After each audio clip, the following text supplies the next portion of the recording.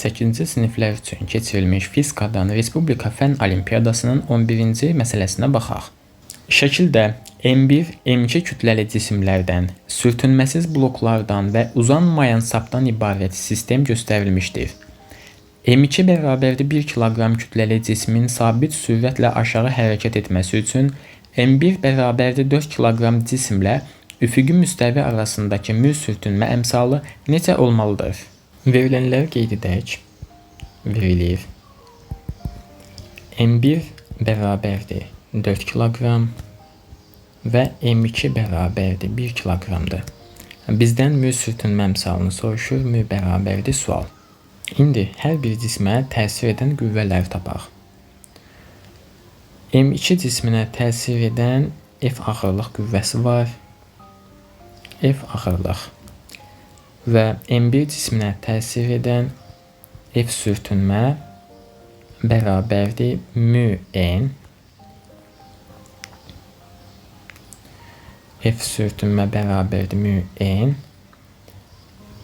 M1 cisminə F ağırlıq təsir edir və N reaksiya qüvvəsi təsir edir. Və M2 cismi üçün tapırıq ki, N reaksiya qüvvəsi F ağırlığa bərabərdir. O da bərabərdir mg. M1g. Tapdıqlarımızı qeyd edək. F sürtünmə bərabərdir mü M1g. F ağırlıq ikinci cisim üçün bərabərdir M2g. Blokumuz tərpənməz blok olduğundan T gərilmə qüvvələri bir-birinə bərabər olur və tərpənməz blok yalnız istiqamət dəyişdiyindən biz yaza bilərik ki, mü M1g bərabərdir M2g. Buradan G-lər islah gedəcək, qalacaq mü bərabərdir M2 bölünsün M1. O da bərabərdir 1 bölünsün 4, 0,25. Doğru variant D variantıdır. 11-ci məsələnin həlli üçün digər yanaşmamıza baxaq. Şərtdə bizə deyir ki, cisim sabit sürətlə aşağı hərəkət etməsi üçün. Əgər sabit sürət deyirsə, onda V konstantdır. V-nin də sabit olduğu hal təcilin 0 olduğu haldır. Gəlin biz bu sistemin təcilinin ifadəsini tapaq. M2 cisminə təsir edən qüvvə F ağırlıq qüvvəsidir. M1 cisminə təsir edən qüvvələr F sürtünmə, F ağırlıq və N reaksiya qüvvəsidir. Newtonun ikinci qanununun ifadəsi F bərabərdir M vurulsun A-dır. Buradan A-nı tapaq. A bərabərdir F bölünsün M. Bərabərdir F ağırlıq minus F sürtünmə bölünsün M ümumi bərabərdir. F ağırlıq mg'dir. İkinci cismə aid olduğundan m2g minus F sürtünmə mü n'dir. N'in də yerinə F ağırlıq, yəni m1g qoyuruq.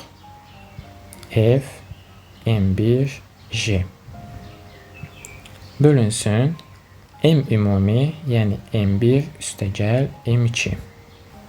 Təcilin ifadəsini yazaq. A bərabərdir J vurulsun M2 minus mü M1 bölünsün M1 üstəgəl M2. Bizə aydın idi ki, təcil 0 olmalıdır. Məlumdur ki, məxrəc 0 olmayacaq, çünki M1 və M2-nin qiymətləri 1 və 4-dür, o da 5 eləyir.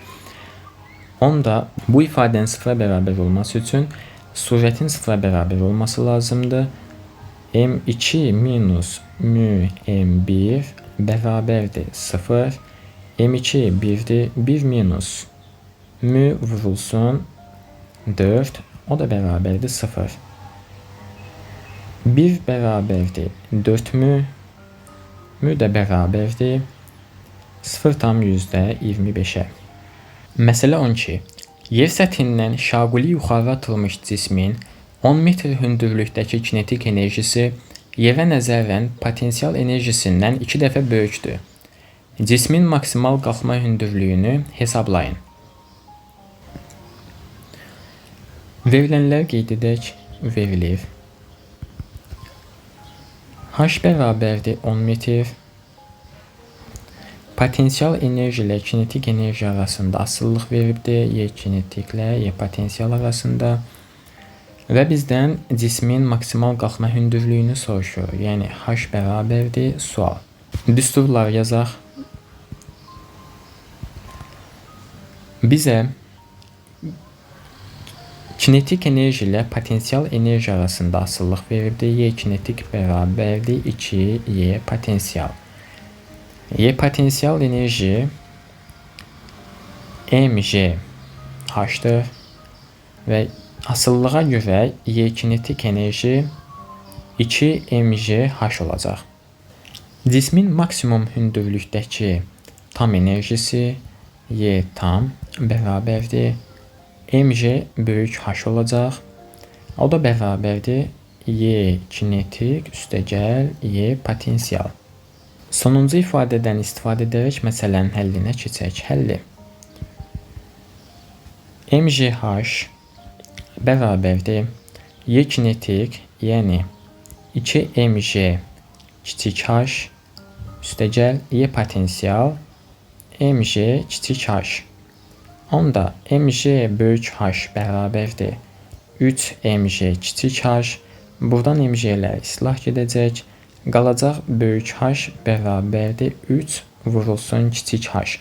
Burada böyük h maksimal qalxma hündürlüyüdür. Kiçik h isə bizə verilibdir 10 metr. Onda h bərabərdir 3 vurulsun 10. O da bərabərdir 30 metr. Cavab D variantı. Məsələ 13. Kütləsi M, tərəflərinin uzunluqları A və B olan paralelipiped formalı bir cins cismə üfüqi istiqamətdə hansı minimal F qüvvəsi ilə təsir etmək lazımdır ki, cismin O nöqtəsi ətrafında fırlanaraq aşsın? Şəklə diqqət yetirək. Bizdə dayaq nöqtəsi verilibdir. Bu O nöqtəsinə uyğun gəlir. Və bu cismə təsir edən qüvvələri tapaq. Biri F qüvvəsi də O verilibdir. Digəri isə bu cismə təsir edən F ağırlıq qüvvəsidir. İndi bu qüvvələrin qolunu tapaq. F qüvvəsinin qolu B-dir və F ağırlıq qüvvəsinin qolu isə bu hissəyə uyğun gəlir və bu hissə A bölünsün 2-yə uyğundur. Alınmış şəkil Lingin dəyişdirilmiş formasıdır. O dayaq nöqtəsi var, qollar var və həmin qollara təsir edən F qüvvələri var. Lingin tarazlıqda qalması üçün F ağırlıq vurulsun qol, yəni A bölünsün 2 bərabərdir F, yəni bizdən tələb olunan F vurulsun B.